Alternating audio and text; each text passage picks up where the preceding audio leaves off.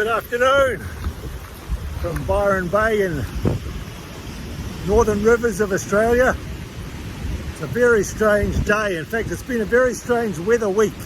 It's kind of New Zealand weather, where it kind of a little bit of sun, then it rains for a while, then it's cloudy, then it's windy. You never know what you're going to get in a day, which is very unusual for here because we usually have a long hot summer.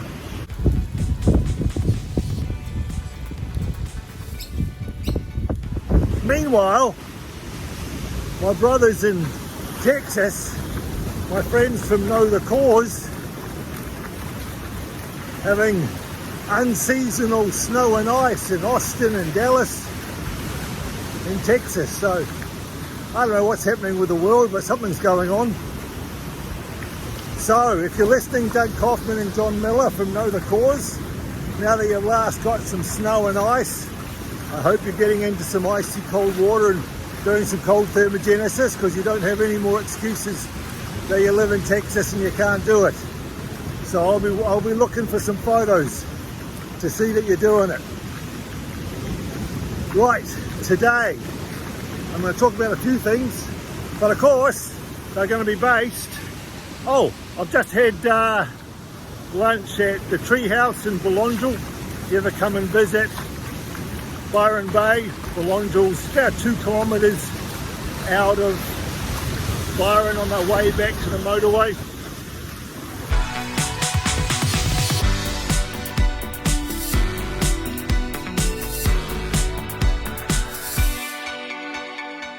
You can see it's a beautiful bit of beach by itself. That's Byron behind me, Julian Rocks out there.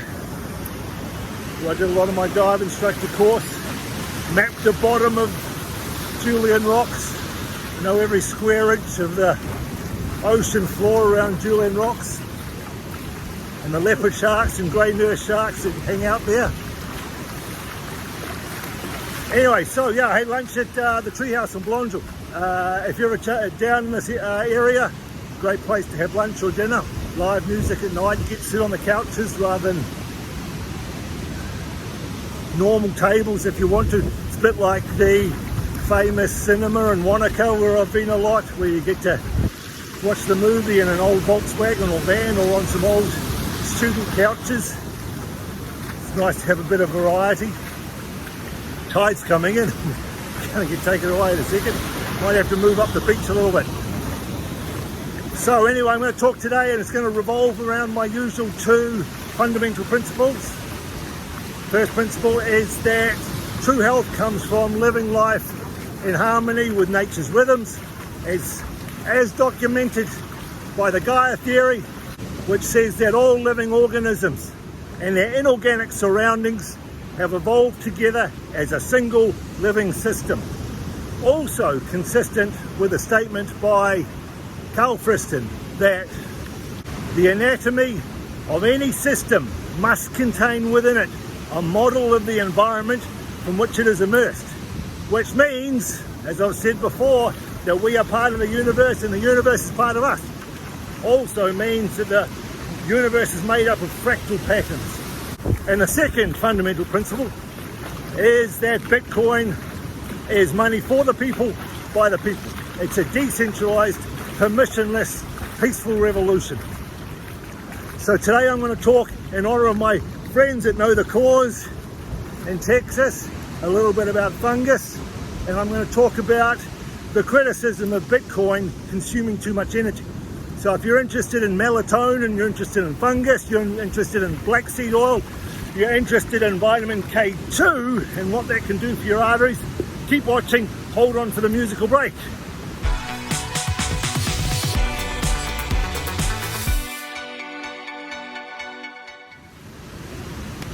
Alright, so for Doug Kaufman and John Miller, let's have a look at a bit about fungus in the news this week. Well, the first study, albeit done in broiler chickens, but the fundamentals are the same, are the black seed oil, which is the oil that my good friend, the late Dr. Roby Mitchell, introduced to a lot of us. Black seed oil given to broiler chickens who were fed moldy food containing mycotoxins. Black seed oil reduced the inflammation in the liver, and also caused by the mycotoxins, which are fungal poisons, which are the most poisonous biological agents from nature. Most old immunosuppressant drugs are actually sourced from fungal mycotoxins.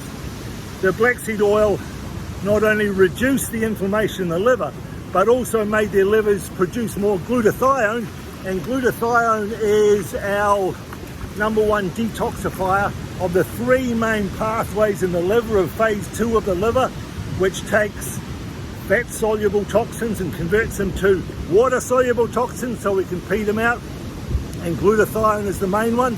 The black seed oil actually increased the production of increased production of glutathione by the chickens' livers. So it not only reduced the inflammation, the sun's coming out now,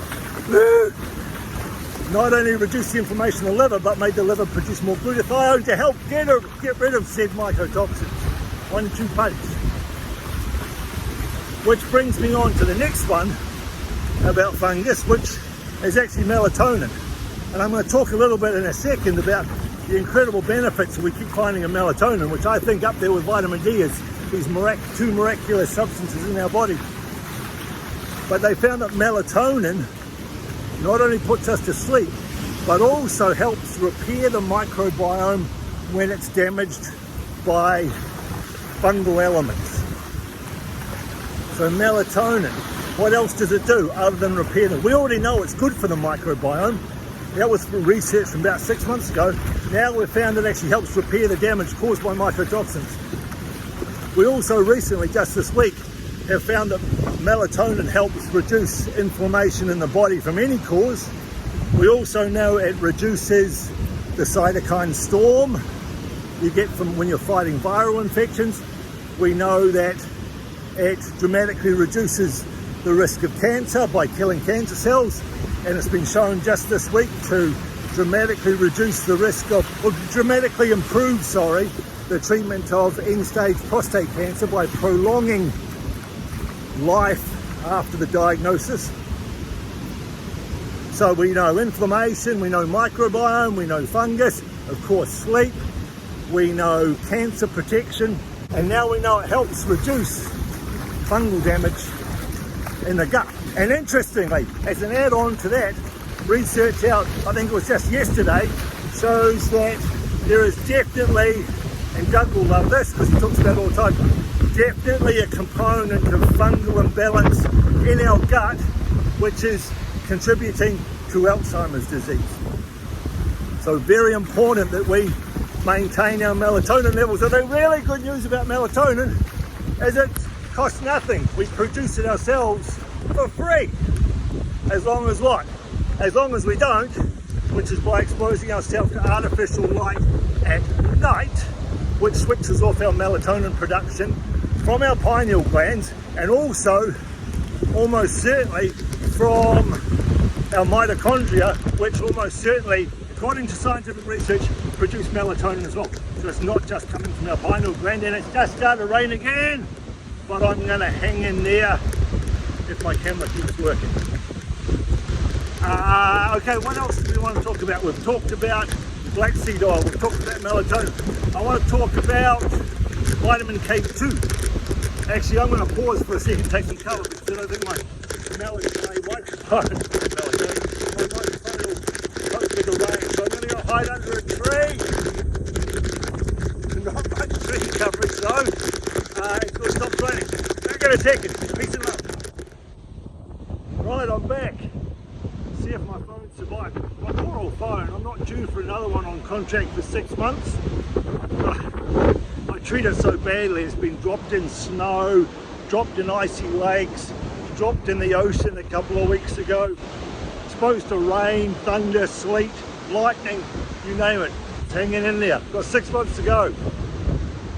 So where was I? Vitamin K2. So vitamin K2 is a pretty extraordinary substance which Weston A. Price, the famous dentist and nutritional researcher, did a lot of research on in the 1920s and certainly looked at its involvement in the health of traditional populations. Research that we'll never be able to do again because we just don't have those traditional populations eating their traditional diet anymore. And he found this miraculous substance. He didn't know what it was back then, but he found it in the fermented cod liver oil that a lot of traditional populations were having, and he called it activated factor X. And it was about, I think, I'm just guessing, about 20 years ago, we actually worked out that activated factor X was vitamin K2. And we know that vitamin K2, along with magnesium and sulfur, is one of the 3 nutrients which remove calcium from calcified tissue and return it back to the bones. I always say we want strong bones and soft arteries, and you get calcium building up in your arteries due to inflammation, and it's the vitamin K2 and fermented cod liver oil and magnesium and sulfur which returns that calcium from the arteries to the bones, which is why I take fermented cod liver oil every day as part of my cardiovascular strategy, because my father had a bypass operation at age 60, so I'm very aware that that's one of the areas that I have to keep on top of, as well as my strong history of Alzheimer's disease in my family. So cardiovascular and brain health are my big interests according to my personal risk factors. So, but the interesting research was that not only does vitamin K2 return calcium from soft tissue to bones, oh, and of course the thing to say about that is, to do that though, you have to find out what's causing the inflammation in the first place. If I tear the muscle in my shoulder, tear my supraspinatus muscle, I'll get calcium build up in that tear as the calcium goes there to help it heal and reduce the inflammation and glue it all together. It's what my body's also going to assume, that I'm going to stop damaging the shoulder and allow it to heal, and then it will return the calcium from the tissue back to the bones. But if I keep using that arm and keep tearing it, it's not going to happen. So one of the requirements of vitamin K2 to work with the arteries is to make sure you find out what is inflaming the arteries in the first place. Because if you don't get rid of the inflammation, the calcium's just going to keep building up, and then you've got calcium going in and vitamin K2 and magnesium trying to get out. It just doesn't work. So you can't rely on vitamin K2 without addressing what is the underlying cause of the inflammation of the arteries. But also some research out this week showed that vitamin K2 is incredibly good for the immune system and dramatically reduces the severity of some viruses that are around at the moment. And I don't care what virus you're talking about, because nature doesn't care. I'm surrounded by trillions of viruses right at the moment. There's hundreds of millions of viruses in the ocean water. Nature doesn't care what I call them, what different ones they are. It's got to have a strategy for all of them. So vitamin K2 is one of the strategies the body has to reduce the effects of viruses on our body. And finally, I want to talk about Bitcoin, because even though Bitcoin's today sitting just above its all-time high at 50,000 US dollars, one of the criticisms you often get of Bitcoin is that it's very energy intensive and it wastes a lot of energy. Well, there's 3 rebuttals to that discussion. The first rebuttal to that is that we know that energy is never destroyed. It's just changed. It changes from one form to another. So when a lot of the energy is used by the computer power of the miners, what we now know is that a lot of countries are now starting to use the heat that is produced from all these Bitcoin mining computers, and this is particularly occurring in cold countries in Scandinavia, where they're now using that heat. Okay, if you're going to use energy, it'll be transformed into different energy, and we can use that different energy, and they're using the heat produced by the Bitcoin mining to now heat giant greenhouses to help increase food production. So that's really good. The second thing is that because Bitcoin miners pay for the energy, it's a cost to the miners when they record the ledger and get rewarded in Bitcoin. It costs them an energy, so they tend to move because they're very mobile. All you have to have is to be a Bitcoin miner is a computer, big computer, is that they move. That's all weird. I'm blocking my hair into my face. They move to areas of very cheap energy production. so that's why there's a lot of miners in China at the moment, because China produced infrastructure which produces excess energy now from some of the provinces. So there's a lot of miners moved to China where they can utilize that excess energy production which would otherwise just be wasted. And the third rebuttal is that if you're going to criticize Bitcoin for energy production, you have to look at the alternatives. Now, what is Bitcoin? Bitcoin's not a currency. Bitcoin is a revolutionary store of value which is resistant to the hyperinflation caused by debasing of whatever currency you have by producing more. You cannot produce more Bitcoin. It is fixed at 21 million. So I just paused the video for a second because I was just coming up to Tea Tree Lake, which comes down to the ocean, and you can see behind me, no, it's not an oil tanker that's leaking, but you can see that just up in this direction is Tea Tree Lake, and there's a whole lot of trees which produce famous tea tree oil from around here, and because all their roots and leaves drop down into this tidal creek, if you like, the tea tree leaks out into the water, and you can see it flowing out to the ocean. So it's a good place to come down, get a free skin treatment with the tea tree in the center. So I'm going to try and wade across here now. And what was it a little bit while I wade across? I don't know how deep it gets. If I go underwater, send somebody to rescue me. Although I am 6'7", so I'll stick the periscope up somehow. Alright, so what we're talking about Bitcoin, remember. So there's only 21 million Bitcoin. So it is a monetary system, not a currency. A currency goes down in value over time, whereas a monetary system should hold its value. And the main benefit of Bitcoin is it's a store of value long term. So if you're going to criticize Bitcoin for using too much energy, you have to compare it to the other systems that we've tried to use as a monetary system, which would be gold and fiat money. Now, fiat money, because we keep printing it, doesn't even count as a monetary system by definition. It's a currency. Gold does, because gold will retain its value over time. So let's though have, if we're going to complain about the energy requirements to mine Bitcoin, we have to look at its alternatives, which is gold. Well, then you have to look at how much energy is required with gold mining and digging gold out of the ground constantly, which is a lot more than it costs to, quote, mine Bitcoin.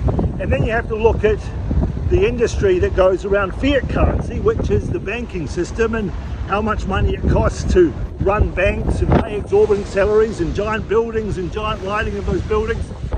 So if you're looking at the alternatives to Bitcoin, Bitcoin comes off very well in terms of how much energy it costs to produce, particularly now, as we said, that we're moving to renewable energy. So we get cheap energy, and we use the energy that the Bitcoin miners produce to heat greenhouses, and we're moving Bitcoin as a very mobile to areas of excess energy production which would otherwise be wasted anyway. I don't think that argument holds water anymore. No pun intended. Alright, that's it for this week. If you've liked the video, like it, share it, subscribe. You can join me on my Patreon channel where I write about health and cryptocurrencies every day with a group of very inspired, motivated people. Peace and love. See you next week, or maybe some sun. Bye.